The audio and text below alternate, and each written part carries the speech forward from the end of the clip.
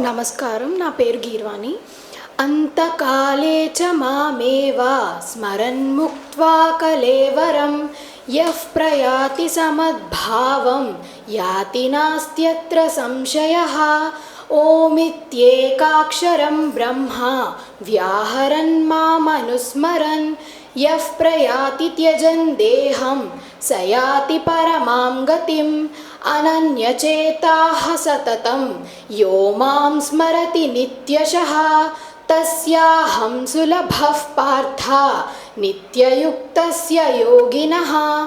మాముపేత్య పునర్జన్మ దుఃఖాలయమశాశ్వతం నాప్నువంతి మహాత్మానః సంసిద్ధిం పరమాం గతాః. ఆ బ్రహ్మ భువనాల్లోకాః పునరావర్తినోర్జున మాముపేత్య తు కౌంతేయ పునర్జన్మ న విద్యతే. అవజానంతి మాం మూఢాః మానుషీం తనుమాశ్రితం పరం భావమజానంతో మమ భూతమహేశ్వరం. మహాత్మానస్తు మాం పార్థ దైవీం ప్రకృతిమాశ్రితాః భజంత్యనన్యమనసః జ్ఞాత్వా భూతాదిమవ్యయం. త్రైవిద్యా మాం సోమపాః పూతపాపాః యజ్ఞైర్విష్ట్వా స్వర్గతిం ప్రార్థయంతే. తే పుణ్యమాసాద్య సురేంద్రలోకం అశ్నంతి దివ్యాన్ దివి దేవ భోగాన్. ते तं भुक्त्वा स्वर्गलोकं विशालं क्षीणे पुण्ये मर्त्यलोकं विशन्ति. एवं त्रयी धर्ममनुप्रपन्नाः गतागतं कामकामा लभन्ते. अनन्याश्चिन्तयन्तो मां ये जनाः पर्युपासते तेषां नित्याभियुक्तानां योगक्षेमं वहाम्यहं. पत्रं पुष्पं फलं तोयं यो मे भक्त्या प्रयच्छति तदहं भक्त्युपहृतम् अश्नामि प्रयतात्मनः. यत्करोषि यदश्नासि यज्जुहोषि ददासि यत् यत्तपस्यसि कौन्तेय तत्कुरुष्व मदर्पणं. समोऽहं सर्वभूतेषु न मे द्वेष्योऽस्ति न प्रियः. ये भजन्ति तु मां भक्त्या मयि ते तेषु चाप्यहं. क्षिप्रं भवति धर्मात्मा शश्वच्छान्तिं निगच्छति. कौन्तेय प्रतिजानीहि न मे भक्तः प्रणश्यति. मन्मना भव मद्भक्तः मद्याजी मां नमस्कुरु. मामे वैश्यसि युक्त्वैवम् आत्मानं मत्परायणः. यद्यद् विभूतिमत्सत्त्वं श्रीमदूर्जितमेव वा तत्तदेवावगच्छत्वं मम तेजोंशसम्भवं. मत्कर्म कृण्मत्परमः मद्भक्तः सङ्गवर्जितः. निर्वैरः सर्वभूतेषु यः स मामेति पाण्डव. अद्वेष्टा सर्वभूतानां मैत्रः करुण एव च. निर्ममो निरहङ्कारः समदुःखसुखः क्षमी. सन्तुष्टः सततं योगी यतात्मा दृढनिश्चयः. मय्यर्पितमनो बुद्धिः यो मद्भक्तः स मे प्रियः. समशत्रौ च मित्रे च तथा मानापमानयोः. शीतोष्णसुखदुःखेषु समस्सङ्गविवर्जितः. నా పేరు జయరామ్ దత్త. అంతకాలే చ మామేవ స్మరన్ముక్త్వా కలేవరం యః ప్రయాతి సమద్భావం యాతి నాస్త్యత్ర సంశయః.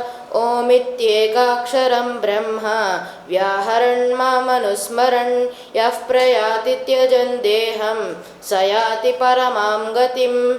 అనన్యచేతాః సతతం యో మాం స్మరతి నిశ్చయః. यो मां स्मरति निश्चयः तस्याहं सुलभः पार्थ नित्ययुक्तस्य योगिनः मामुपेत्य पुनर्जन्म दुःखालयमशाश्वतं नाप्नुवन्ति महात्मानः संसिद्धिं परमां गताः आब्रह्म भुवनान् लोकाः पुनरावर्तिनोऽर्जुन मामुपेत्य तु कौन्तेय पुनर्जन्म न विद्यते अवजानन्ति मां मूढाः मानुषीं तनुमाश्रितं परं भावमजानन्तो मम भूतमहेश्वरं महात्मानस्तु मां पार्थ दैवीं प्रकृतिमाश्रिताः भजन्त्यनन्यमनसः ज्ञात्वा भूतादिमव्ययं त्रैविद्या मां सोमपाः पूतपापाः यज्ञैर्विष्ट्वा स्वर्गतिं प्रार्थयन्ते ते पुण्यमासाद्य सुरेन्द्रलोकम् अश्नन्ति दिव्यान् दिवि देवभोगान् ते तं भुक्त्वा स्वर्गलोकं विशालं क्षीणे पुण्ये मर्त्यलोकं विशन्ति एवं त्रयी धर्ममनुः प्रपन्नाः गतागतं कामकामा लभन्ते अनन्याश्चिन्तयन्तो मां ये जनाः पर्युपासते तेषां नित्याभियुक्तानां योगक्षेमं वहाम्यहम् पत्रं पुष्पं फलं तोयं यो मे गत्या प्रयच्छति तदहं भक्त्युपहृतम् अश्नामि प्रयतात्मनः यत्करोषि यदश्नासि यज्जुहोषि ददासि यत्तपस्यसि कौन्तेय तत्करुष्व मदर्पणं समोऽहं सर्वभूतेषु न मे द्वेष्योऽस्ति न प्रियः ये भजन्ति तु मां भक्त्या मयि ते तेषु चाप्यहं क्षिप्रं भवति धर्मात्मा शाश्वच्छान्तिं निगच्छति कौन्तेय प्रतिजानीहि न मे भक्तः प्रणश्यति मन्मना भव मद्भक्तः मद्याजी मां नमस्कुरु मामे वैश्यसि युक्त्वैवम् आत्मानं मत्परायणः यद्यद्विभूतिमत्सत्त्वं श्रीमदूर्जितमेव वा तत्तदेवावगच्छत्वम् मम तेजोंशसम्भवं मत्कर्म कृन्मत्परमः मद्भक्तः सङ्गवर्जितः निर्वैरः सर्वभूतेषु यः स मामेति पाण्डव अद्वेष्टा सर्वभूतानां मैत्रः करुण एव च निर्ममो निरहङ्कारः समदुःखसुखः क्षमी सन्तुष्टः सततं योगी यतात्मा दृढनिश्चयः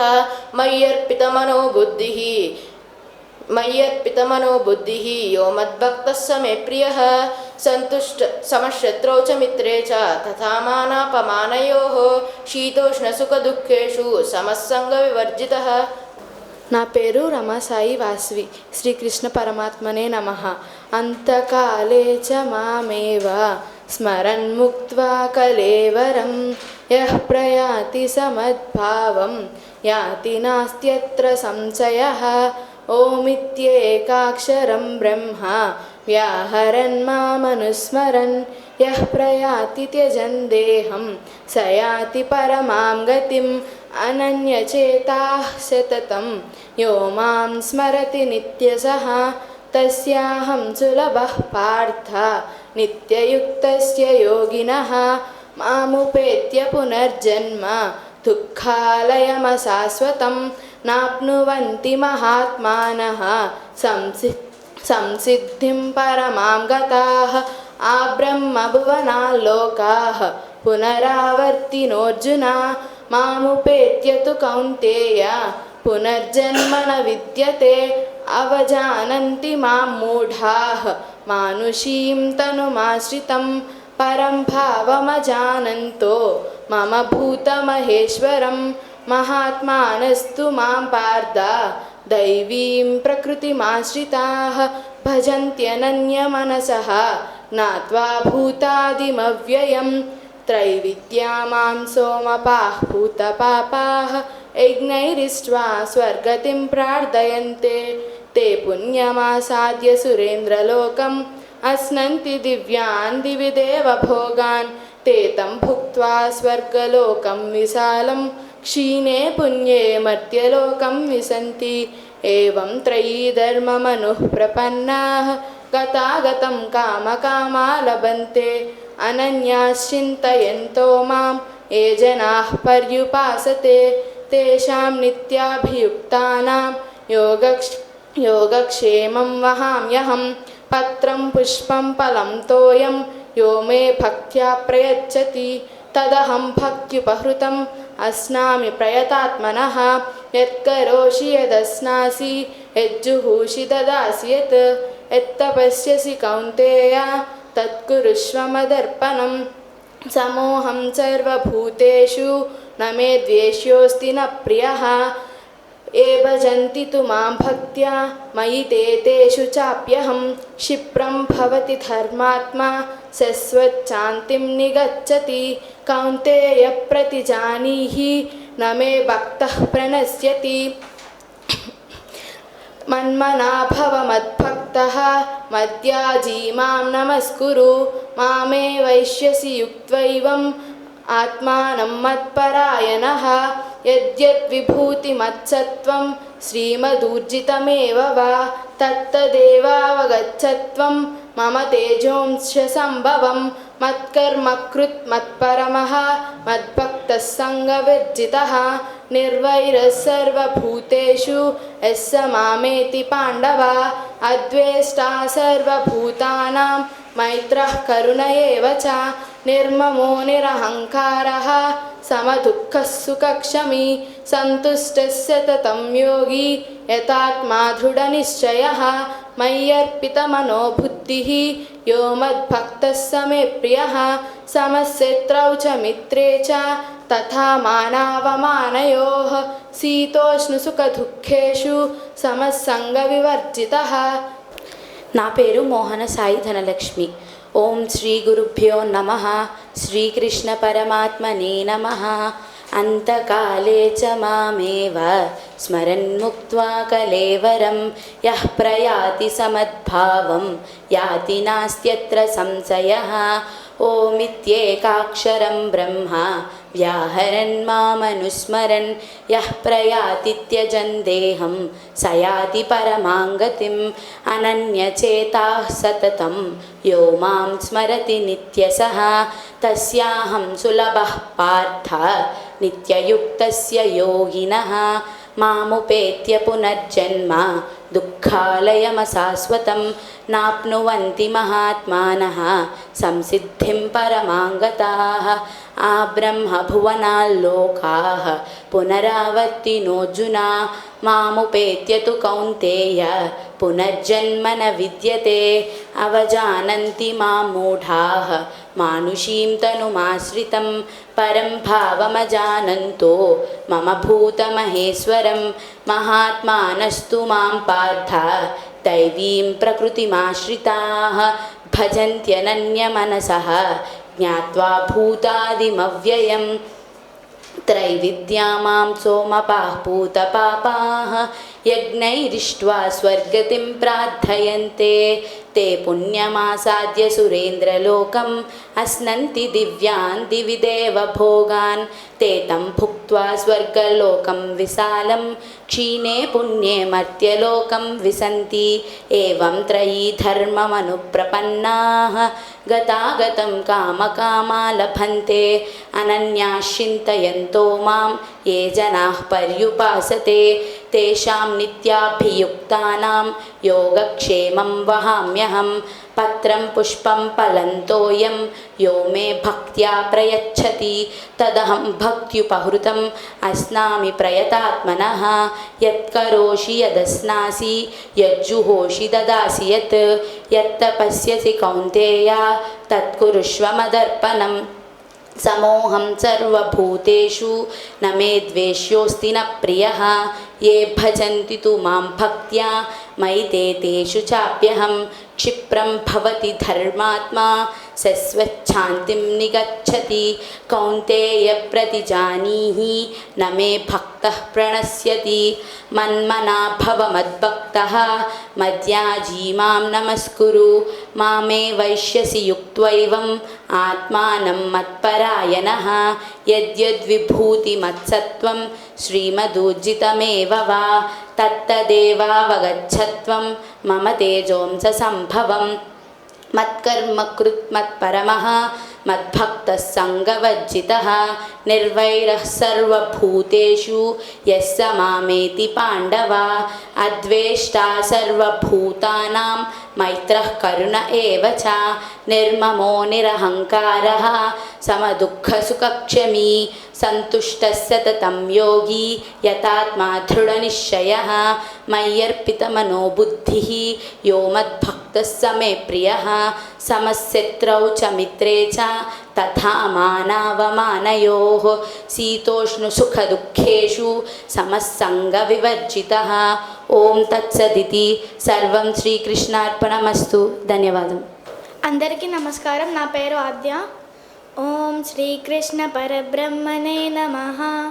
శ్రీమద్భగవద్గీత అంతకాలే చ మామేవ స్మరన్ ముక్త్వా కలేవరం యః ప్రయాతి సమద్భావం యాతి నాస్త్యత్ర సంశయః. ఓమిత్యేకాక్షరం బ్రహ్మ వ్యాహరన్ మామనుస్మరన్ యః ప్రయాతి త్యజన్ దేవం స యాతి పరమాం గతిం. అనన్యచేతాః సతతం యో మాం స్మరతి నిత్యసః తస్యాహం సులభః పార్థ నిత్యయుక్తస్య యోగినః. మాముపేత్య పునర్జన్మ దుఃఖాలయమశాశ్వతం నాప్నువంతి మహాత్మానః సంసిద్ధిం పరమాం గతాః. ఆ బ్రహ్మభువనాల్లోకాః పునరావర్తినోऽర్జున. మాముపేత్య తు కౌంతేయ పునర్జన్మ న విద్యతే. అవజానంతి మాం మూఢాః మానుషీం తనుమాశ్రితం పరం భావమజానంతో మమ భూతమహేశ్వరం. మహాత్మానస్తు మాం పార్థ దైవీం ప్రకృతిమాశ్రితాః భజంత్యనన్యమనసః జ్ఞాత్వా భూతాదిమవ్యయం. త్రైవిద్యా మాం సోమపాః పూతపాపాః యజ్ఞైరిష్ట్వా స్వర్గతిం ప్రార్థయంతే.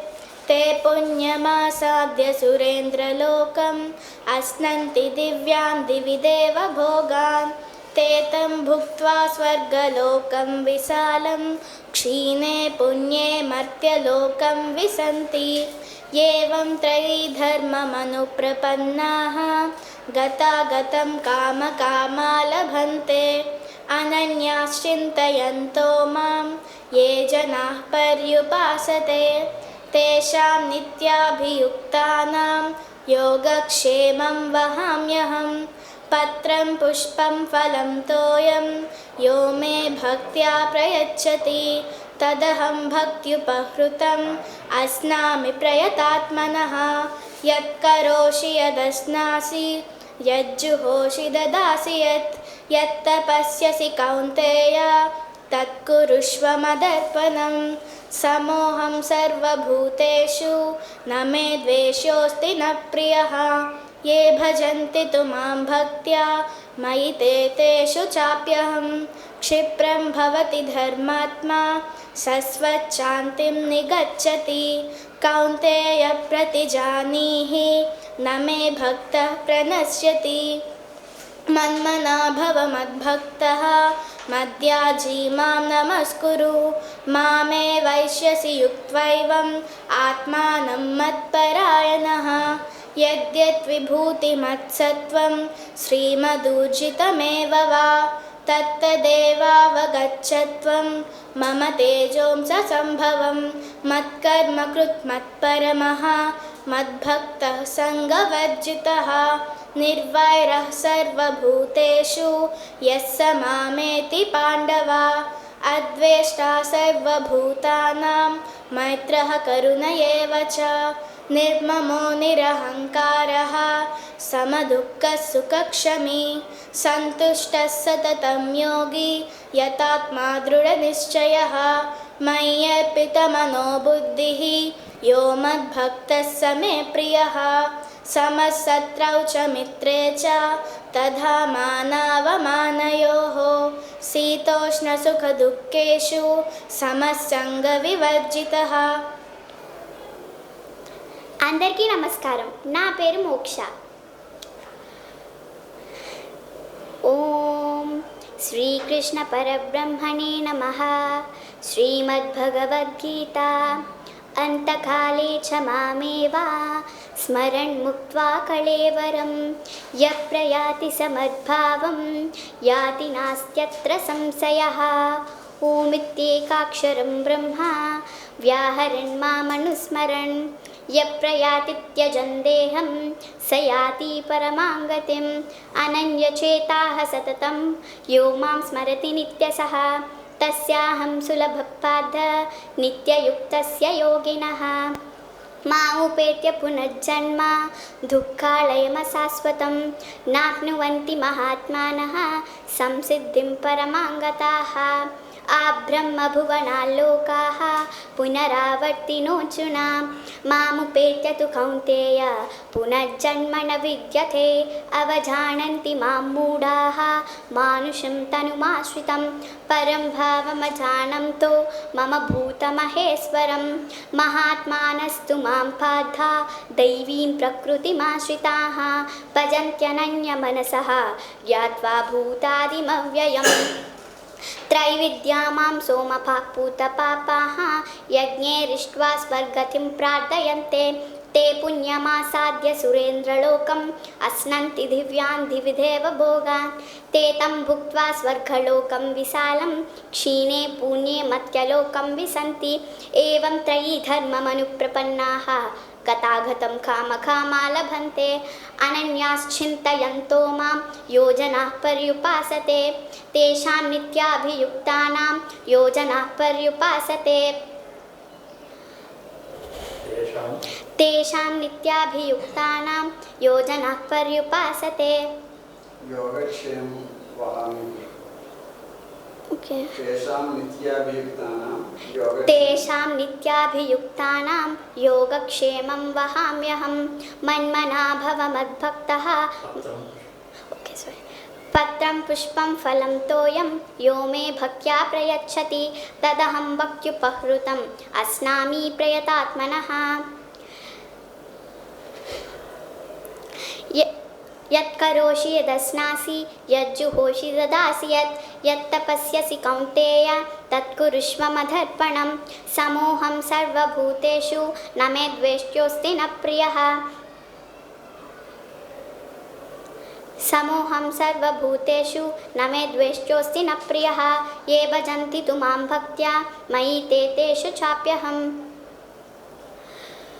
क्षिप्रं भवति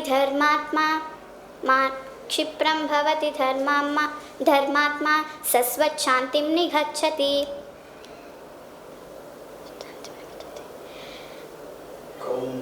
कौन्तेय प्रतिजानीहि न मे भक्तः प्रणश्यति।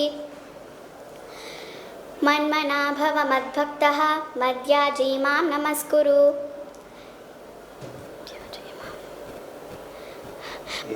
मामे वैश्यसि युक्त्वैवम् आत्मानं मत्परायणः। यद्यत् विभूतिमत्सत्त्वं श्रीमधूर्जितमेव वा तत्तदेवावगच्छत्वम् आत्मानं मत्परायणः। నా పేరు సంతోష్.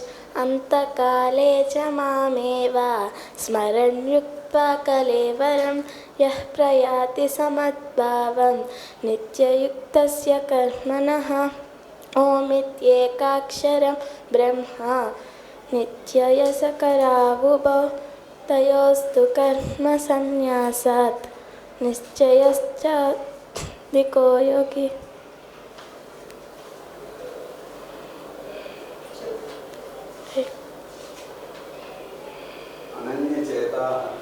అనన్యచేతాః సతతం యో మాప్నోతి రాలేదు.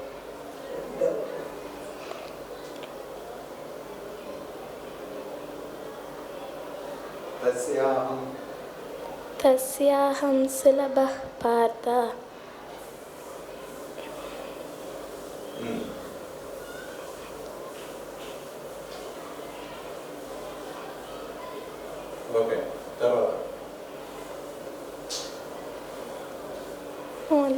నా పేరు గ్రీష్మశ్రీ రూప.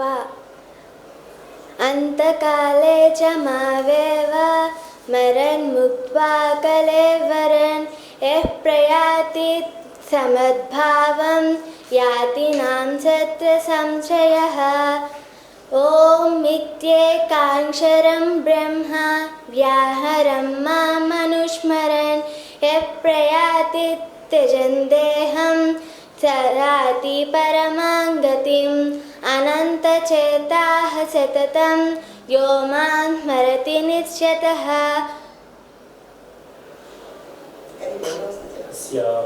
तस्याहं सुलभपादा नित्ययुक्ते च योगिनः मामुपेत्य पुनर्जन्म दुःखालयमशाश्वतम् శాశ్వతం. అందరికీ నమస్కారం. నేను వి యశస్వి. నేను 9వ తరగతి చదువుతున్నాను. ఓం శ్రీకృష్ణ పరబ్రహ్మణే నమః. శ్రీమద్భగవద్గీత. అంతకాలే చ మామేవా స్మరన్ముక్త్వా కలేవరం యప్రయాతి సమద్భావం యాతి నాస్త్యత్ర సంశయః.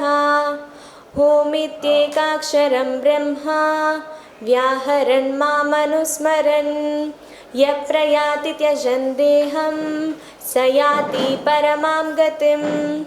అనన్యచేతా సతతం యో మాం స్మరతి నిత్యసః తస్యాహం సులభపాత నిత్యయుక్తస్య యోగినః. మాముపేత్య పునర్జన్మ దుఃఖాలయమశాశ్వతం నాప్నువంతి మహాత్మానః సంసిద్ధిం పరమాం గతాః. ఆ బ్రహ్మభువనాలోకాః పునరావర్తినోऽర్జున మాముపేత్య తు కౌంతేయ పునర్జన్మ న విద్యతే.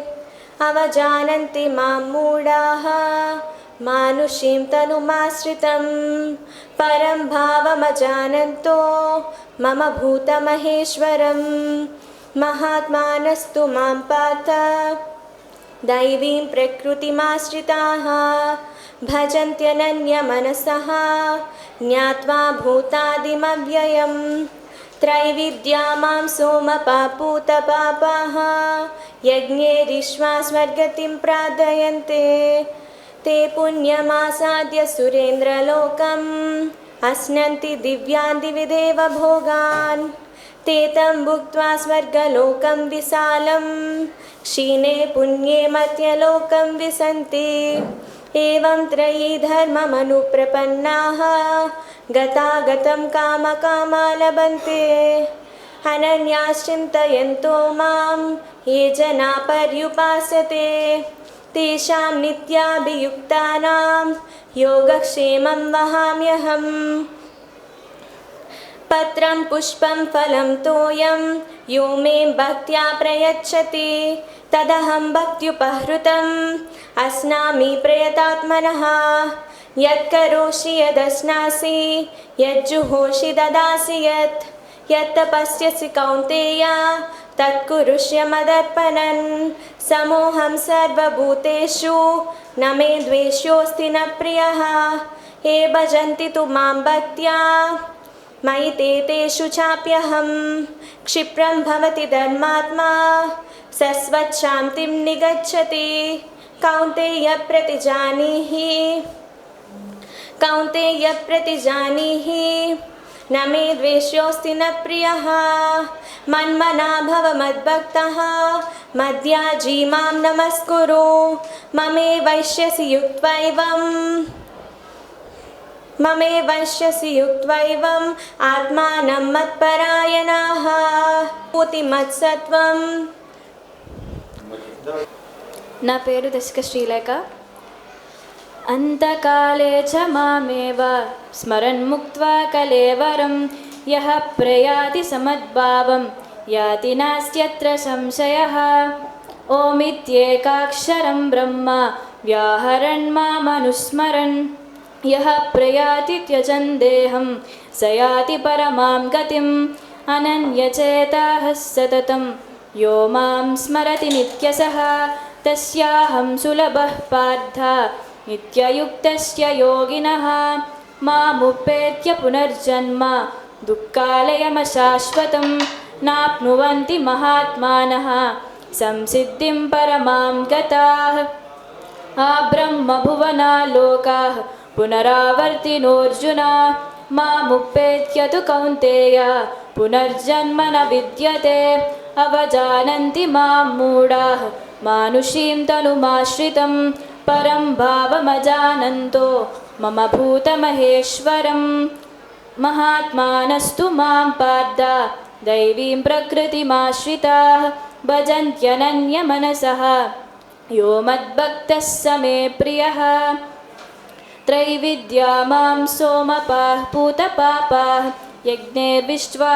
स्वर्गतिं प्रार्थयन्ते ते पुण्यमासाद्य सुरेन्द्रलोकम् अश्नन्ति दिव्यान् दिवि देवभोगान् ते तं भुक्त्वा स्वर्गलोकं विशालं क्षीणे पुण्ये मर्त्यलोकं विशन्ति एवं त्रयी धर्ममनुप्रपन्नाः गतागतं कामकामा लभन्ते अनन्याश्चिन्तयन्तो मां ये जनाः पर्युपासते तेषां नित्याभियुक्तानां योगक्षेमं वहाम्यहम् पत्रं पुष्पं फलं तोयं यो मे भक्त्या प्रयच्छति तदहं भक्त्युपहृतम् अस्नामि प्रयतात्मनः।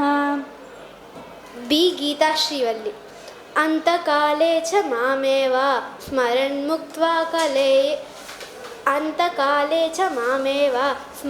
मुक्त्वा कलेवरं यः प्रयाति समुद्भावं स याति नास्त्यत्र संशयः। ओमित्येकाक्षरं ब्रह्म व्याहरन् मामनुस्मरन् यः प्रयाति त्यजन् देहं स याति परमां गतिः।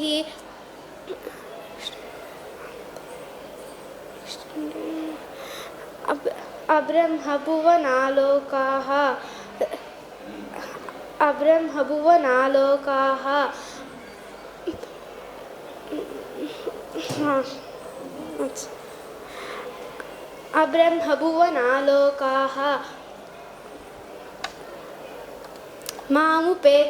మాముపేత్య పునర్జన్మ దుఃఖాలయమశాశ్వతం.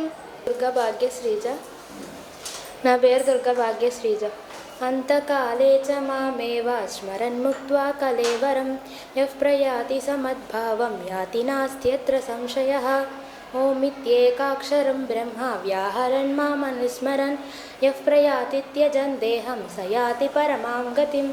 అనన్యచేతాः సతతం యో మాం స్మరతి నిత్యశః తస్యాహం సులభః పార్థ నిత్యయుక్తస్య యోగినः. మాముపేత్య పునర్జన్మ దుఃఖాలయమశాశ్వతం నాప్నువంతి మహాత్మానः సంసిద్ధిం పరమాం గతాః. ఆబ్రహ్మభువనాల్లోకాः పునరావర్తినోऽర్జున మాముపేత్య తు కౌంతేయ పునర్జన్మ న విద్యతే. అవజానంతి మాం మూఢాः మానుషీం తనుమాశ్రితం పరం భావమజానంతः మమ భూతమహేశ్వరం. महात्मानस्तु मां पार्थ दैवीं प्रकृतिमाश्रिताः भजन्त्यनन्यमनसः ज्ञात्वा भूतादिमव्ययं. त्रैविद्या मां सोमपाः पूतपापाः यज्ञैरिष्ट्वा स्वर्गतिं प्रार्थयन्ते ते पुण्यमासाद्य सुरेन्द्रलोकम् अश्नन्ति दिव्यान् दिवि देवभोगान्. ते तं भुक्त्वा स्वर्गलोकं विशालं क्षीणे पुण्ये मर्त्यलोकं विशन्ति एवं त्रयी धर्ममनुप्रपन्नाः गतागतं कामकामा लभन्ते अनन्याश्चिन्तयन्तो मां ये जनाः पर्युपासते तेषां नित्याभियुक्तानां योगक्षेमं वहाम्यहं. पत्रं पुष्पं फलं तोयं यो मे भक्त्या प्रयच्छति तदहं भक्त्युपहृतम् अश्नामि प्रयतात्मनः. यत्करोषि यदश्नासि यज्जुहोषि ददासि यत् यत्तपस्यसि कौन्तेय तत्कुरुष्व मदर्पणं. समोऽहं सर्वभूतेषु न मे द्वेष्योऽस्ति न प्रियः. ये भजन्ति तु मां भक्त्या मयि ते तेषु चाप्यहं क्षिप्रं भवति धर्मात्मा शश्वच्छान्तिं निगच्छति कौन्तेय प्रतिजानीहि न मे भक्तः प्रणश्यति मन्मना भव मद्भक्तः मद्याजी मां नमस्कुरु मामे वैश्यसि युक्त्वैवम् आत्मानं मत्परायणः यद्यत् विभूतिमत्सत्त्वं श्रीमदूर्जितमेव वा तत्तदेवावगच्छत्वं मम तेजोंशसम्भवं मत्कर्म कृन्मत्परमः मद्भक्तः सङ्गवर्जितः निर्वैरः सर्वभूतेषु यः स मामेति पाण्डव अद्वेष्टा सर्वभूतानां मैत्रः करुण एव च निर्ममो निरहङ्कारः समदुःखसुखः क्षमी सन्तुष्टः सततं योगी यतात्मा दृढनिश्चयः मय्यर्पितमनो बुद्धिः भक्तिमान् मे प्रियो नरः समशत्रौ च मित्रे च तथा मानापमानयोः शीतोष्णसुखदुःखेषु समस्सङ्गविवर्जितः. ధన్యవాదాలు. అందరికీ నమస్కారం. నా పేరు మోక్షజ్ఞ. ఓమిత్యేకాక్షరం బ్రహ్మ ఓమిత్యేకాక్షరం బ్రహ్మ వ్యాహరన్ మామనుస్మరన్ యః ప్రయతి ఏకాక్షరం బ్రహ్మ వ్యాహరన్ మామనుస్మరన్ యః ప్రయతి సమాధ్ అంతకాలే చ మామేవ స్మరన్ ముక్త్యా కలేవరం యః ప్రయాతి సమద్భావం యాతి నాస్త్యస్త్ర సంశయః. ఓమిత్యేకాక్షరం బ్రహ్మ వ్యాహరన్ మామనుస్మరన్ యః ప్రయాతి త్యజన్ దేహం స యాతి పరమాం గతిం. అనన్యచేతా సతతం యో మాం స్మరతి నిత్యసః తస్యాహం సులభః పార్థ నిత్యయుక్తస్య యోగినః. మావపేత్యు పునర్జన్మ దుఃఖాలయం శాశ్వతం నాప్నువంతి మహాత్మానః సంసిద్ధం పరమాం గతాః. ఆ బ్రహ్మభువనా లోకా పునరావర్తినోర్జున మాముపేత్య తు కౌంతేయ పునర్జన్మ న విద్యతే అవజానంతి మాం మూఢా మానుషిం తనుమాశ్రితం పరం భావమజానంతో మమ భూతమహేశ్వరం. మహాత్మానంతు మాం పార్థ దైవీం ప్రకృతిమాశ్రితాః భజంత్యనన్యా మనసః జ్ఞాత్వా భూతాదిమవ్యయం. త్రైవిద్యా మాం సోమపాః భూతపాపాః యజ్ఞైరిష్ట్వా సద్గతిం ప్రార్థయంతే. త్రైవిద్యా మాం సోమపాః భూతపాపాః యజ్ఞైరిష్ట్వా సద్గతిం ప్రార్థయంతే. తే పుణ్యమాసాద్య సురేంద్రలోకం అస్నంతి దివ్యాన్ దివిదేవ భోగాన్. తే తం భుక్త్యా స్వర్గలోకం విశాలం శినే పుణ్యే మర్త్యలోకం విశంతి.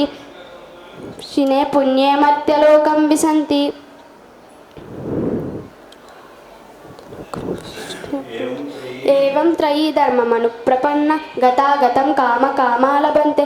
అనన్యాశ్చింతయంతో మాం ఏ జనా పర్యుపాసతే తేషాం నిత్యాభియుక్తానాం యోగక్షేమం అహామ్యహం. పత్రం పుష్పం ఫలం తోయం యో మే భక్త్యా ప్రయచ్చతి తదహం భక్తుపహృతమస్నామి ప్రయతాత్మనః. యత్కరోషి యదస్నాసి యజ్జుహోషి దదాసి. యత్తపశ్యసి కౌంతేయ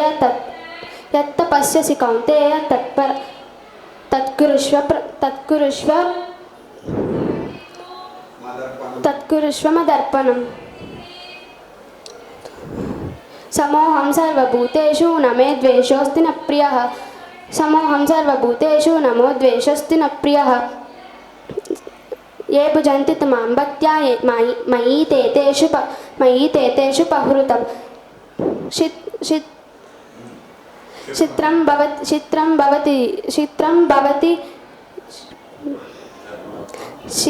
చిత్రం భవతి ధర్మాత.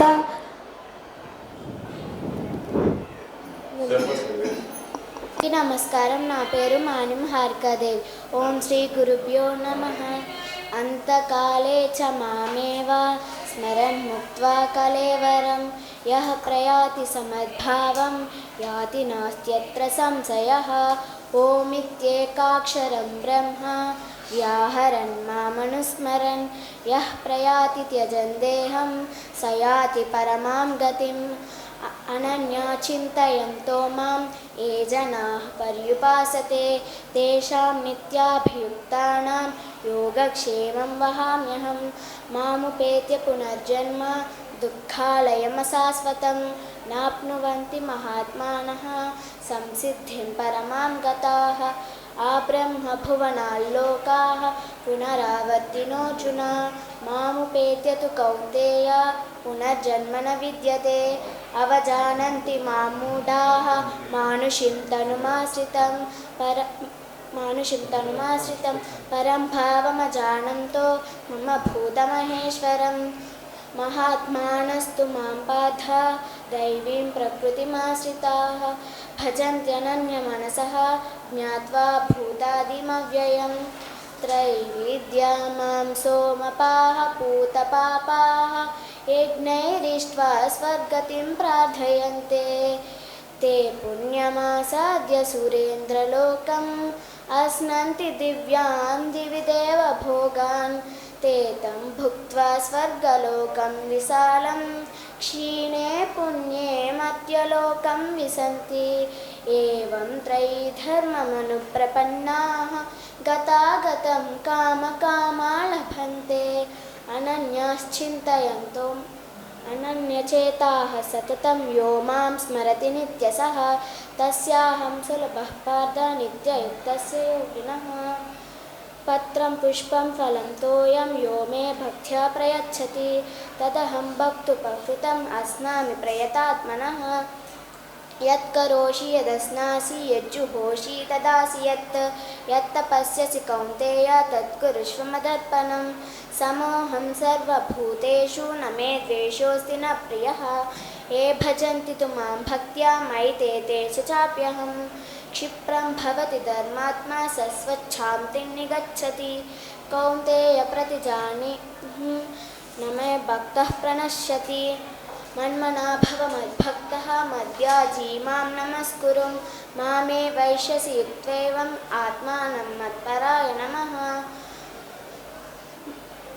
मन्मना भव मद्भक्तः यद्यद्विभूतिमत्सत्त्वं श्रीमदूर्जितमेव वा तत्तदेवावगच्छत्वं मम तेजोंससम्भवं मत्कर्म कृन्मत्परमः मद्भक्तः सङ्गवर्जितः निर्वैरः सर्वभूतेषु यः स मामेति पाण्डव अद्वेष्टा सर्वभूतानां मैत्रः करुण एव च निर्ममो निरहङ्कारः समदुःखसुखक्षमी सन्तुष्टः सततं योगी यतात्मा दृढनिश्चयः मय्यर्पितमनो बुद्धिः यो मद्भक्तसमे प्रियः समशत्रौ च मित्रे च तथा मानावमानयो शीतोष्णसुखदुःखेषु समस्सङ्गविवर्जितः శ్రీకృష్ణార్పణమస్తు. నా పేరు అభిజ్ఞ. శ్రీమద్భగవద్గీత అంతకాలే చ మామేవ స్మరన్ముక్త్వా కలేవరం యః ప్రయాతి సముద్భావం యాహజ్ఞానం సంశయః ఉమ్మితకాక్షరం బ్రహ్మ యాహరం సనాత్మహం యః ప్రయాతి సమద్భావం యాహరణం సమాధ్యయ అంతకాలే చ మామేవ సంతకాలం మనస్మరణ్. నా పేరు కావ్య.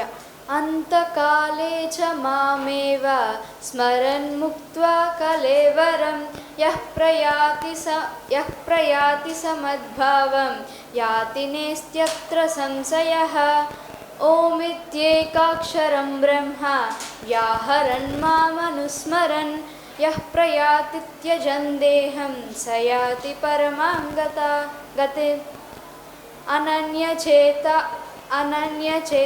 సతతం యో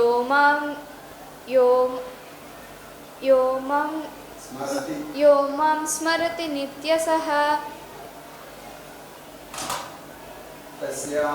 తస్యాహం సులభః పార్థ నిత్యయుక్తస్య యోగినః మాముపేత్య పునర్జన్మ దుఃఖాలయమశాశ్వతం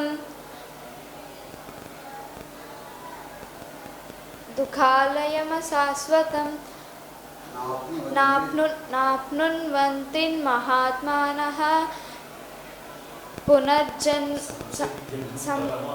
సంసిద్ధిం పరమాం గతాః. నా పేరు శ్రీనిధి. అవజానంతి మాం మూఢాః మానుషీం తనుమాశ్రితం పరం భావమజానంతో మమ భూతమహేశ్వరం. మహాత్మానస్తు మాం పార్థ దైవీం ప్రకృతిమాశ్రితాః భజంత్యనన్యమనసః జ్ఞాత్వా భూతాదిమవ్యయం. త్రైవిద్యా మాం సోమపాః పుతపాపాః యజ్ఞైరిష్ట్వా స్వర్గతిం ప్రార్థయంతే ते पुण्यमासाद्य सुरेन्द्रलोकम् अस्नन्ति दिव्यान् दिवि देवभोगान्. ते तं भुक्त्वा स्वर्गलोकं विशालं क्षीणे पुण्ये मध्यलोकविशन्ति. एवं त्रयी धर्ममनुप्रपन्ना गतागतं कामकामलभन्ते. अनन्याश्चिन्तयन्तो मां ये जनाः पर्युपासते तेषां नित्याभियुक्तानां योगक्षेमं वहाम्यहं. पत्रं पुष्पं फलं तोयं यो मे भक्त्या प्रयच्छति तदहं भक्त्युपहृतम् अस्नामि प्रयतात्मनः. यत्करोषि यदस्नासि यजुहोषि ददासि यत्पश्यसि कौन्तेय तत्कुरुष्व मदर्पणम्. समोऽहं सर्वभूतेषु न मे द्वेष्योऽस्ति न प्रियः. ये भजन्ति तु मां भक्त्या मयि ते तेषु चाप्यहं. क्षिप्रं भवति धर्मात्मा सस्वच्छान्तिं निगच्छति. कौन्तेय प्रतिजानीहि न मे भक्तः प्रणश्यति. मन्मना भव मद्भक्ता मद्याजी मां नमस्कुरु. मामे वैश्यसि युक्त्वैवम् आत्मानं मत्परायणः.